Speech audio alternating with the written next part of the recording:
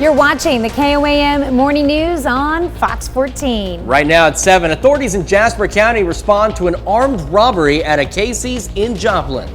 And with a new school in town, that means congested traffic as buses and parents drop off their kids. Amber Jenkins tells us how the city of Joplin plans to navigate this issue. And we're looking at a pretty decent start to our day. It's clear, it's cold, but it's going to be even warmer, yet windier this afternoon. We'll break it all down coming up. The 4 states' most watched news starts now. Thanks for joining us for the KOAM Morning News on Fox 14. I'm Tanya Bach. We've got breaking news to start the morning as Jasper County detectives report an armed robbery at the Casey's on North Main Street in Joplin. Authorities say just before 10 o'clock Sunday night, a man entered the store with a handgun. The individual was wearing a tan hoodie that he had gathered around his face to conceal his identity. He then demanded cash and fled south on foot. Witnesses say he got into a vehicle and proceeded east toward Webb City with an undisclosed amount of money. Authorities say no one was injured. They believe Casey's will be open today for normal operations. Anyone with information is encouraged to contact the Jasper County Dispatch or the Sheriff's Office, and you can follow the story as it develops on our website, KOAMnewsnow.com. Well, a 3-car crash in Greene County takes the life of a man from Republic, Missouri at approximately 8:45 Sunday morning. 2011 GMC Canyon driven by David Cantrell drove off the road on US 60 at South Farm Road, 1 mile west of Springfield. The Canyon then crossed the median and struck a concrete bridge, then entered the eastbound lanes and collided with a 2002 GMC Sonoma driven by Donald Underwood.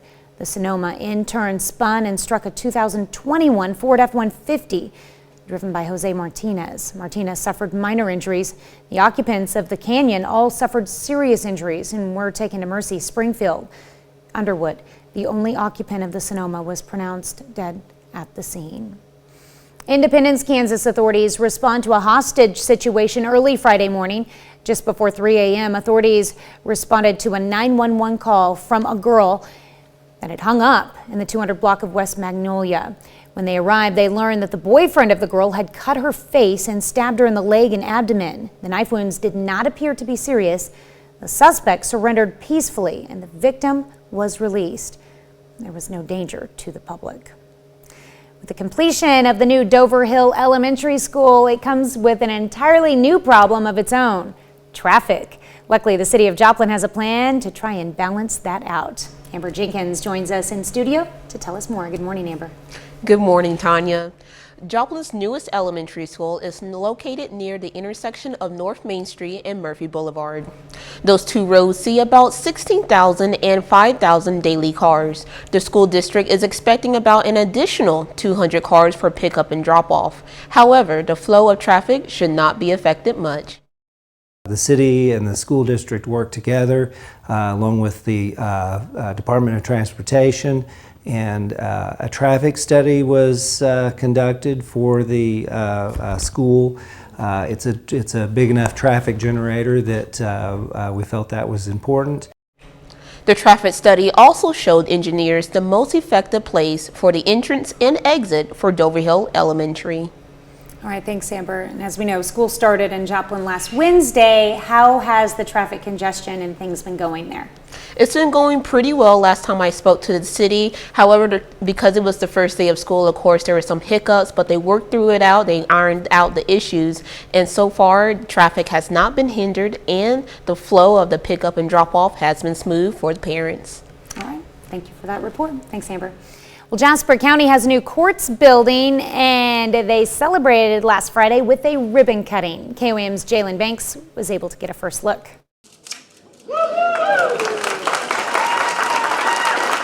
Joplin is now home to the new Jasper County Courts building, and Judge David Moten never thought he'd see the day. The Joplin Courts building has needed replaced for many years. I wasn't sure it would happen in my lifetime, but the people of Jasper County have come through on this and other large projects recently, and it's just amazing. The court is home to 6 courtrooms, the 3 county offices, the prosecuting attorney, the circuit court, and court administration. Eric Teese, the court administrator, feels the building adds something to the community. I think this building is unique in that it has a civic presence in downtown, which was really important to the community, but it also has a judicial presence as well. And I think that's really a really awesome component of this building. Teese also says the building is an investment in the community. Well, I think that was one of the big things that we wanted the public to know, is that this is an investment in our community, and we wanted to create a building that will last for 75 years or even longer. And that's important, because when we want to be good stewards of the taxpayer dollars, and the community trusted us, the voters trusted us to perform. In Joplin, Jalen Banks, KOAM News. The court will be open and will be running and open to the public starting today. We've got a cold but clear start for us today. MoDOT camera I-44 and range line looking good. 7th and range line looking good. We'll talk about these cold temperatures real quick as well, as we are sitting at 36 in Joplin, feeling like 29 with the south breeze at 9. And across the area, again, cold, and we'll have the winds today too, by the way. Sorry, 20 to 30 mile an hour wind gusts. We'll break down your full forecast here in a few minutes. Up next, why replacing honey with sugar in your sweets might be better for your health. And later, trying to elect the Speaker of the House has been a fiasco. Jeannie Moose has the highlights. You're watching the KOAM Morning News on Fox 14. In Health Watch this morning, you may want to swap sugar for honey to keep your health and your treats sweet. A recent study published in Nutrition Reviews says replacing sugar with raw honey can help control blood sugar levels when combined with a healthy diet. A researcher on the study says honey is about 80% sugar, and avoiding using both honey or sugar altogether is ideal. But if you are looking to make something sweeter, honey would be the better choice. Consuming honey was associated with lowering levels of blood glucose, cholesterol, and triglycerides. While this is good for adults and children, parents should know that honey is not safe for infants younger than 12 months. A university study may have found a novel approach to dropping opioid deaths across the U.S. Researchers at the University of Southern California found that one way of helping solve the opioid crisis is by letting doctors know when their patients die from overdoses. The researchers found doctors reduced prescription numbers over the next 3 months when notified by medical examiners of a patient's opioid overdose death. The lasting effects were noticed up to a year later. Scientists say doctors receiving injunctions from authorities and awareness of harm could explain the effects. No surprises here. A new study shows the longer a mother has for her paid maternity leave, the better she will be mentally. A Swedish study highlights mothers were less likely to experience symptoms of depression, psychological distress, or burnout. Nearly all countries except the U.S. provide new mothers with at least 14 weeks of paid leave around childbirth. New mothers can take up to 9 months of paid maternity leave in the United Kingdom. The study was published in the January issue of The Lancet Public Health.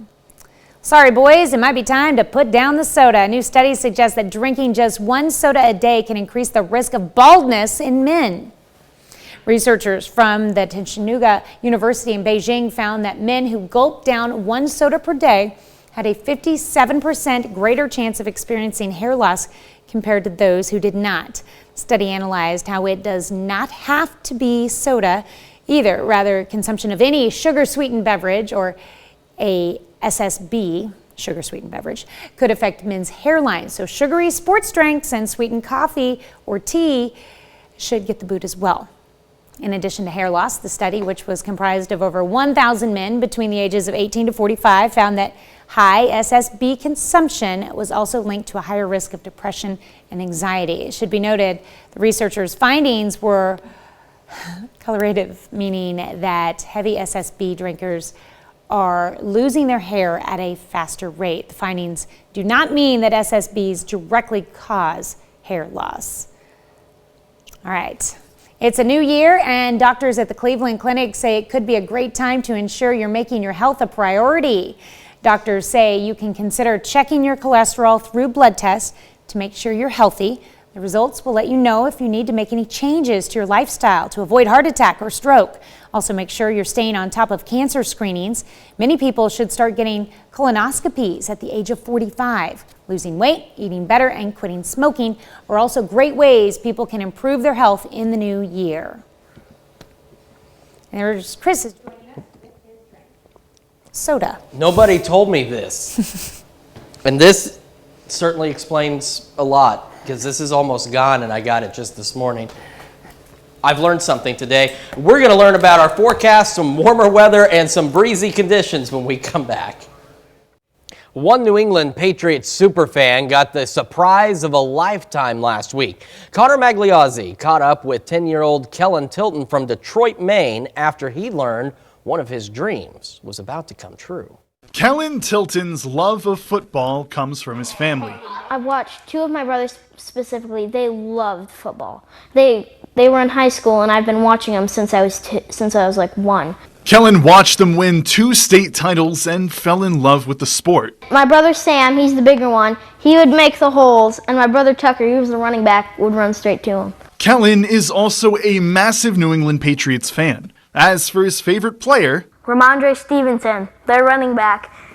I mean, he's the best. Whenever he sees a tiny hole, he goes right through it. And if there's someone in his way, he either stiff arms them or trucks right through them. Not too long ago, Kellen attended a clinic hosted by the Patriots. With a catching ability that would give Jerry Rice a run for his money and one of the most upbeat personalities out there, Kellen caught the eye of the Patriots. Kellen was joined by his friends and family at school for a video call, having no idea what would happen next. How are you? You know, Kellen, you're an inspiration to our team, the players, our whole fan base. We're really proud to have you as a fan, and we want to do something for you, and that's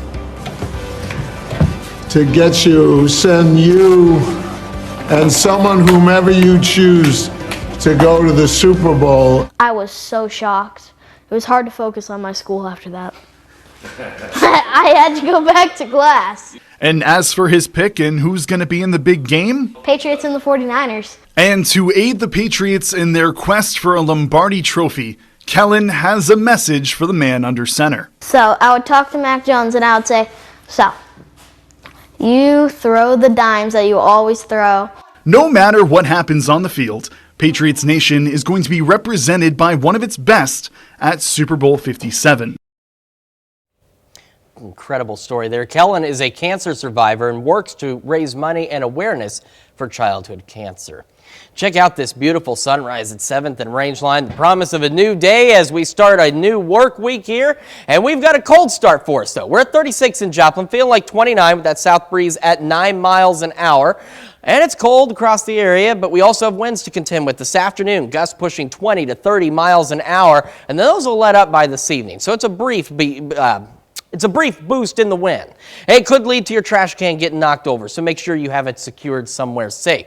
Now to that cold start across the area. 32 Iola, 31 Chanute Yates Center, 34 Parsons Chatopa, 32 in Miami, 34 Neosho, and 34 in Lamar. And that light breeze still giving us a bit of a wind chill. 24 Yates Center, 26 Iola, 32 in Parsons and Carthage, and feels like 31 in Lamar. As we go through today, we're heading for a high of 54 degrees. It'll be partly to mostly cloudy as we have some mostly cloudy skies this afternoon. Then we start to clear out again. As we head into the evening, still above normal, down to 40 for our overnight low. Partly cloudy to start, and then those clouds will begin to increase. And we're even warmer as we head into tomorrow and Wednesday. 61. Could see gusty winds return again Wednesday. 61 for the high, and then some evening thunderstorm chances. Cools us off to 36 for the low. We hold on to the 40s Thursday, Friday, and Saturday. And we're back up to the mid-50s by next Sunday. We're back with a lot more right after this.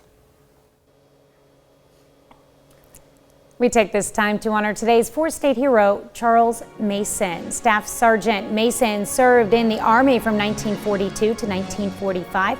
He served in the European Theater with the 89th Division, 355th Infantry. During his service, he earned a Combat Infantry Badge and a European Theater Badge.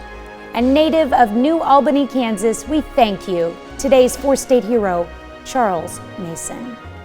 Well, it's been a wild few days on Capitol Hill. Vote after vote after vote, and still no Speaker of the House in sight. But it did produce some wacky moments, from wild gesticulating, that's a fun word, cute babies, and bad lip reading. Jeannie Moose reports.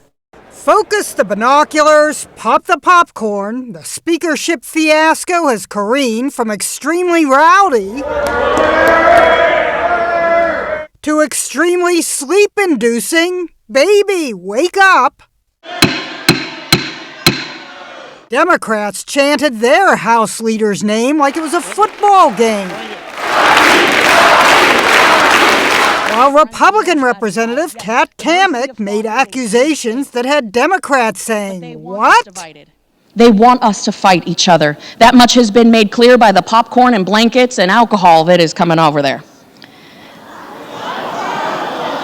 Okay, it's true that The House is not in order. But no alcohol was being ordered as vote after vote ended with the same words. A speaker has not been elected. Kevin McCarthy probably didn't appreciate the select all images with speakers joke. Democratic Representative Jimmy Gomez was wearing his 4-month-old son as he voted for Hakeem Jeffries. AOC gave the baby a congratulatory belly rub. Between speeches, members were shooting off their mouths and their fingers, gesticulating madly. It left viewers trying to lip read, and when AOC chatted with arch-enemy Republicans, it inspired nonsensical bad lip readings. You heard of the Pied Piper? Mm-hmm. Well, my dream Pied Piper had toilet paper, one sheet of the cheap kind. Yes. Democrats groaned when Matt Gaetz voted for a certain ex-president for Speaker of the House. Donald John Trump. Even hardcore Republicans couldn't keep a straight face. And check out the face of the newly elected congressman who got caught in a web of lies about himself, George Santos. He didn't recognize his own name during one roll call. George who? One commentator wrote, "The poor House clerk is dangerously close to running out of pencil." But one thing that wasn't out of order, this kid's hair. Jeannie Moose, CNN, New York. I did eventually manage to elect a speaker in Kevin McCarthy, but it did produce some very amusing moments I'm sure it wasn't too amusing for them who were there. And by the way, that baby has way more hair than you do, too. Yes. Well, here's the deal, though. When you first met me back in, 2005, I had a lot more hair back then. It left. A little bit. I don't know what happened to it. It's probably all that soda, apparently. We've got more of the KOAM Morning News right after this. The 4 states' most watched news starts now. Welcome back to the KOAM Morning News on Fox 4. It's also home to the prosecuting attorney 27. If you sit on the George Washington Carver National Monument in Diamond, Missouri anytime soon, you should know you will be required to wear masks inside buildings. That's because the CDC has listed Newton County as a high COVID transmission area. Policy applies regardless of your vaccination status. Masks are available to the public. Well, you may know him as the Peanut Man, but the George Washington Carver Museum in Diamond, Missouri is changing that narrative. With this year being the 80th anniversary of Carver's death, the museum celebrated his life by showing the locally produced film Seeds of Success. The film educated attendees on Carver's life as a humanitarian, plant doctor, and agricultural scientist. I mean, it's kind of like anybody, if you think about it. We all have parts that make up who we are, and he has a lot of parts that make him up too. A dessert that comes in very well. According to the film, the Kansas native broke racial barriers and saved peanuts from extinction. Well, the home for Joplin's newest school may also be the home for Joplin's latest traffic problems. Amber Jenkins joins us in studio this morning to tell us about cars, classrooms, and traffic concerns. Good morning, Amber.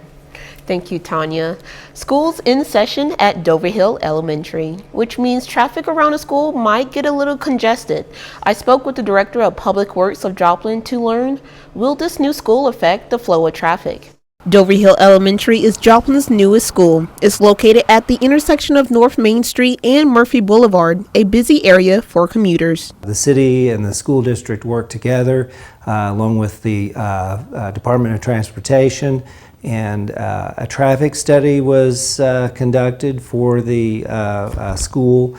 It's a big enough traffic generator that we felt that was important. The traffic study was vital when planning the new school. That's why you will see the location of the entrance and exit onto Main Street. That was a result of that study, and then the location for the parent drop-off and pickup. Why that entrance comes off of Murphy Boulevard. A new school can mean a frenzy of buses and parents picking up and dropping off students here at the intersection of Murphy Boulevard and North Main Street in Joplin. However, the school and the city made sure to work together to make sure that your commute to work is not hindered by the additional traffic. And everyone was, of course, working towards the same goal. We were concerned about safety to the traveling public and the folks using the school. So it all went very well. The school district estimated 200 cars per day for pickup and drop-off. That's in addition to Main Street's 16,000 daily cars and Murphy Boulevard's 5,000 daily cars. However, they say no need to fret about traffic congestion. And I think with those numbers, you can see 200 vehicles is really not going to have much of a major impact. Dover Hill Elementary also implemented a staggered dismissal, so traffic is not greatly affected. Now, Amber, early on in the story, he talked about a traffic study that was conducted. What kind of things were discussed in that study? So because of that intersection being a big enough traffic generator, they also noticed that, hey, we need to do a traffic study before we put this brand new elementary school out there. So they made sure to check what the flow of traffic, the amount of cars. So about on North Main Street or Main Street in general, it's about 16,000 cars, daily cars on that road. And on Murphy Boulevard, specifically West Murphy Boulevard, there's about 5,000 cars daily on that road. And so that's traffic study really helped them understand where the best place the entrance and exit of the elementary school and how to best not to affect regular traffic when they have local events or, you know, just a normal pickup and drop off for a school day. All right, sounds good. Thank you, Amber. Well, the Downtown Joplin Alliance brought back an old event. On Friday, they hosted the first wine share since March of 2020. It's a unique networking opportunity sponsored by different local businesses. Attendees are asked to bring a bottle of wine or craft beer to spend the evening with other downtown enthusiasts. To fill this kind of, need in the community. So it will be available for our market vendors. We've got market vendors that will be selling out of it on Saturdays. We also have market vendors who will be using it to prepare some of their foods throughout the week. The wine shares will take place on the first Friday of every month. Well, bird watching has always been a good way to connect with the outdoors, and the Missouri Department of Conservation held their kids' Christmas bird count at Shoal Creek. The kids were joined by veteran birders from the Ozark Audubon Society. Together they learned about the different species in the area and collected information on local bird populations.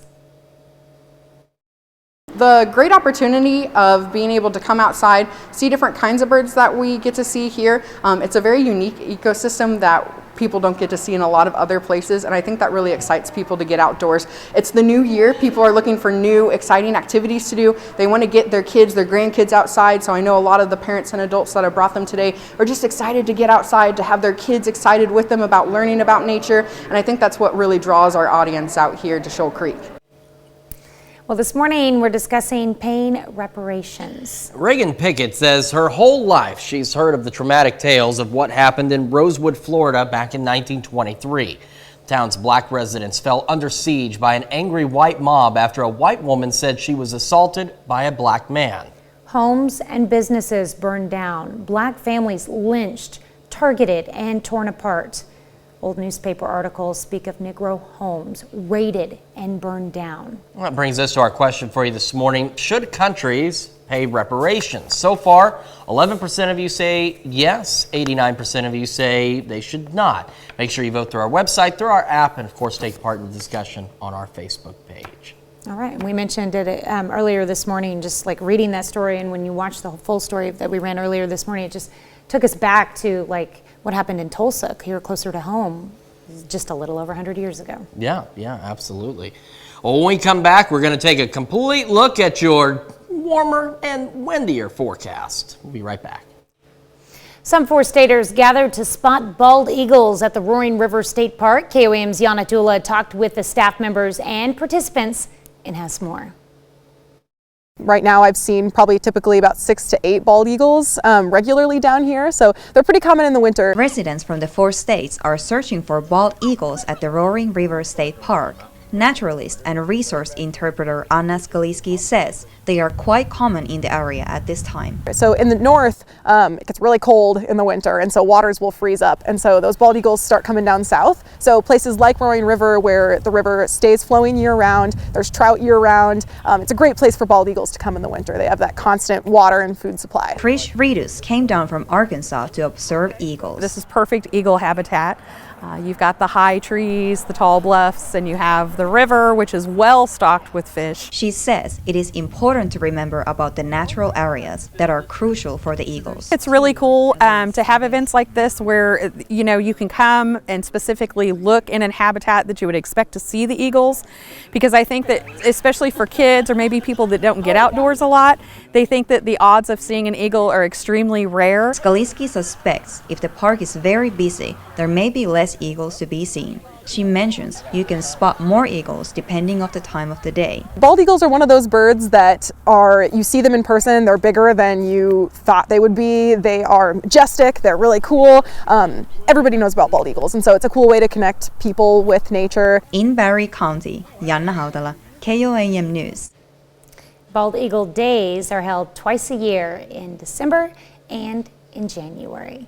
We've got a pretty nice start for us today, a pretty beautiful sunrise out there, but it is a bit on the cold side. We're 36 in Joplin, 29 is what it feels like, south breeze at 9 miles an hour. We're going to have to contend with gusty winds this afternoon, 20 to 30 miles an hour, but they're short-lived. They'll be out by this evening, and we won't see gusty winds return until we head into Wednesday. So today and Wednesday both, a trash can knocked over kind of day for us. Again, cold to start the day. We're at 31 Iola, Chanute, 34 in Parsons, Miami, 33 in Neosho. You factor in that light breeze, knocks us down a little bit. Feels like 21 Yates Center, 27 Iola, 29 in Columbus, and 30 in Lamar. For today, we're heading for a mild day, high of 54 degrees under partly to mostly cloudy skies. And as we head into this evening, staying above normal as we drop back down to 40 for our overnight low. Starting off partly cloudy with clouds increasing through the evening.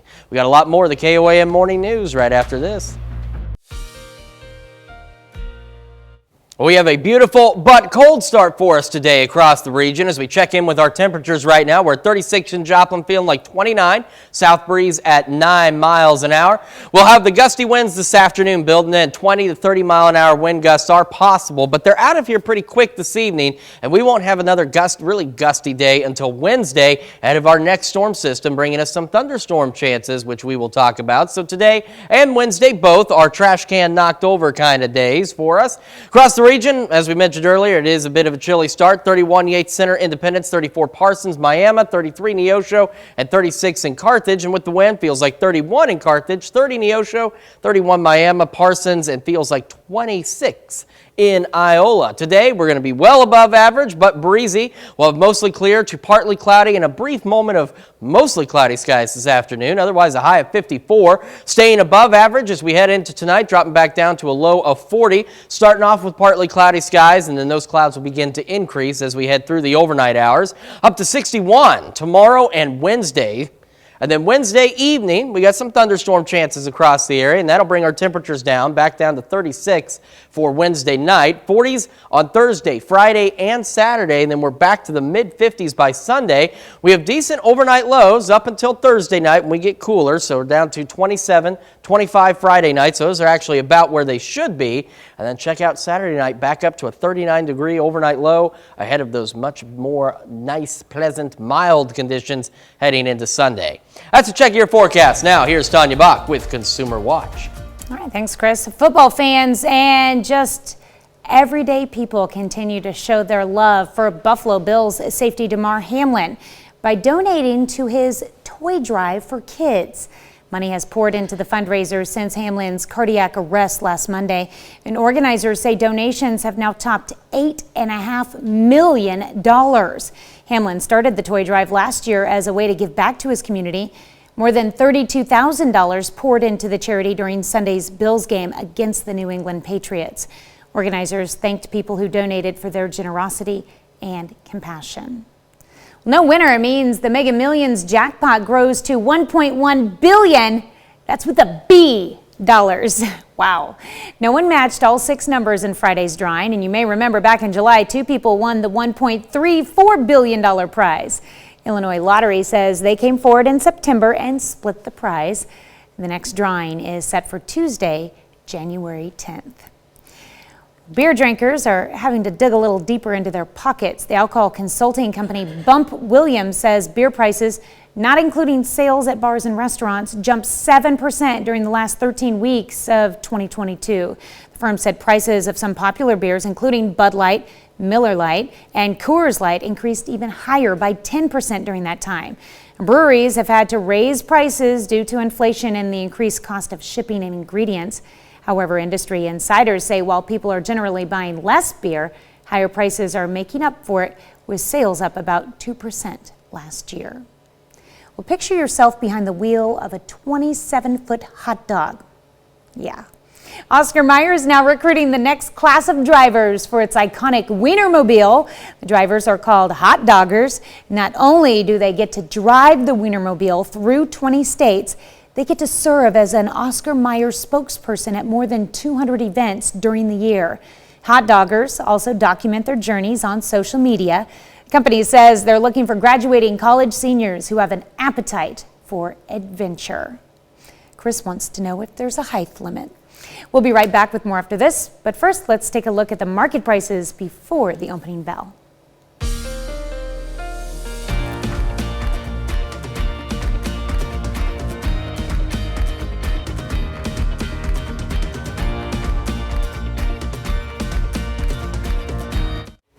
Well, Christmas has come and gone, and some families are still figuring out ways to get rid of their holiday trees. One Michigan farmer has stepped up to help, and some of the animals in his care are glad he did.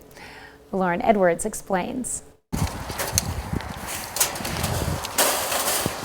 They will eat anything, but they like the trees.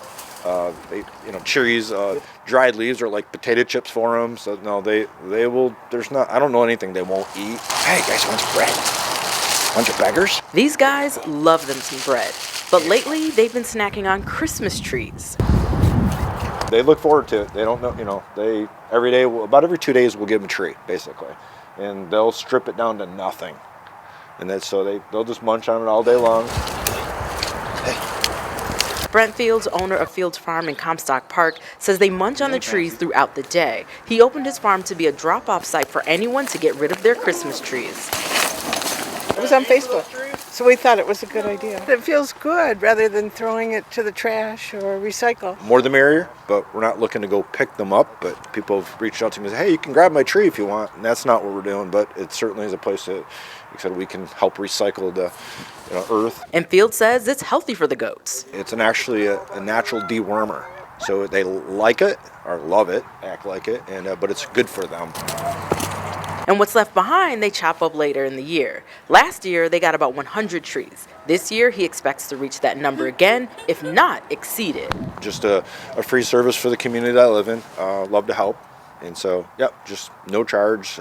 Said easy to drop in, drop out. And people are coming in and out all the time. And we're going to keep doing it. We'll do it again next year. Get him, Billy. Now, granted, this is an artificial tree. You wouldn't want to feed it to the goats, but these are still hanging around. We haven't fully decided yet what to do with our Christmas trees either. Yeah, we've got several decorations still in the studio. But that's okay. You don't see them, though. You don't see 'em. No, we moved them. And, you know, sometimes that's all you really can do until you really muster up the effort to put away your artificial trees, or same with your real tree. You know, you move it out of the way and then decide what to do with it. Mine is still like blaring to the neighbors out the window, so yeah, it's still there. You'll get to it eventually, right? Yeah. All right. Well, and today is a pretty good day to take care of those old Christmas trees, get them out of here, because it's going to be pretty nice. Even though we have a bit of a cold start for us today, we're 36 in Joplin, feeling like 29, south breeze at 9 miles an hour, and across the area, again, a wee bit on the cold side. We got winds that'll gust today. I keep forgetting about this, which is important. 20 to 30 miles an hour as we head into the afternoon, and then by the evening, they're out of here. This won't be a very windy day. It's just we're going to have some gusts to contend with this afternoon. And then Wednesday, wind gusts return ahead of our next storm system, and so that makes today and Wednesday trash can knocked over kind of days, so make sure that they are secured. Again, as we've been mentioning this morning, it's a bit of a cold start for us. We're 31 Yates Center, 27 Sedan, 35 Chautauqua, 34 Miami, 24 in Grove, 33 in Monette, and 36 in Carthage. With the wind, feels like 31 in Carthage, 33 Monette, 31 Miami, feels like 21 up in Yates Center this morning. However, we're all going to get in on this action. Highs pushing into the lower to mid-50s today. We'll have mostly clear to partly cloudy skies, save this afternoon. We're going to have some passing mostly cloudy skies. And we head into this evening, staying above normal, back down to 40 degrees for our overnight low. We'll start partly cloudy and then see the clouds increase as we head into the overnight hours. And as we look ahead, boy, it gets better, at least for a little bit. 61 tomorrow, mostly cloudy. 61 Wednesday, maybe some evening thunderstorms across the area, down to 36. 40s Thursday, Friday, Saturday, and then we're back to the mid to even upper 50s as we head into Sunday of next week. So again, for January, this isn't too bad, but just remember, we're still in winter. We are still in January. We're not done with it yet, so enjoy what we've got while we have it. We got more of the KOAM Morning News right after this. Welcome back to the KOAM Morning News on Fox 14. Here's what's happening today. President Biden is in Mexico City today, where he will gather with Mexico's president and Canada's prime minister for a North American Leaders Summit. On Sunday, the president toured the U.S. border with Mexico in El Paso, Texas. House Speaker Kevin McCarthy called the visit a photo op, tweeting that he would hold the administration, quote, accountable for creating the most dangerous border crisis in American history. Violent political unrest came to Brazil Sunday when supporters of former President Jair Bolsonaro stormed the nation's Congress, Supreme Court, and presidential palace. It took hours for authorities to reestablish control of buildings in Brasilia, the nation's capital.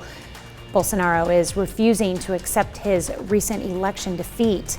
The country's new president, known as Lula, accused Bolsonaro of encouraging the uprising by rioters he called fascist fanatics.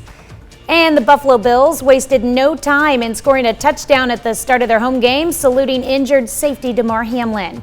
He is recovering in an Ohio hospital after going into cardiac arrest following a tackle during last Monday's game in Cincinnati. We're going to be above average today and a little windy. Gusts 20 to 30 miles an hour. High of 54 for us today. We'll see a bit more sunshine. Heading into this evening, staying above normal as we'll start with partly cloudy skies, end with mostly cloudy skies and a low of 40. Up to 61 tomorrow and Wednesday. Maybe some evening thunderstorm chances Wednesday. Back down into the 40s Thursday, Friday, and Saturday. And then we return to much milder conditions by next Sunday. So we got a lot. We got a nice warm week. Save a few days here and there where it's going to be a little cooler. But all of those temperatures, at least in terms of the highs, still above average for this time of year. We've just got a couple of nights next week where we are average into the 20s. And then we return to a well above average again. It's supposed to be cold. I got to remind yourself that. But I'm ready for spring. Maybe not like 100-degree summer, but I'm ready for spring. Yeah, I don't really want a 100-degree summer either, but we just got to play whatever hand Mother Nature deals to us. But and the thing we've been talking about too is we just want to remind folks. I mean, it sounds like we're preparing for something, but it is still January. It is still winter. This mild weather can't last forever, and you know winter's going to throw something at us eventually. You know Mother Nature's going to come in and say, "Oh shoot. I forgot it was winter in the 4 states. Let me fix that. And she's gonna No, we end up do have fixing it. storms in the forecast for Wednesday, but they're nothing like wintry. No, there's some wintry precipitation on I get Wednesday that. that wintry that should stay to our north. We should stay just warm enough that we hold on to rain.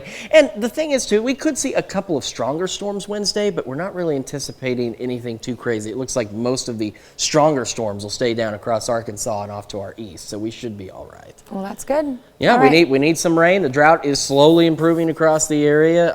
It's going to take a while to get us back to normal, but any precipitation, rain or snow, is definitely going to be beneficial. There you go. So, but we'll keep an eye on everything for you. Thank you so much for letting us put the good in your morning. We're going to be back with more news and weather today at noon. Have a great morning and an even better day.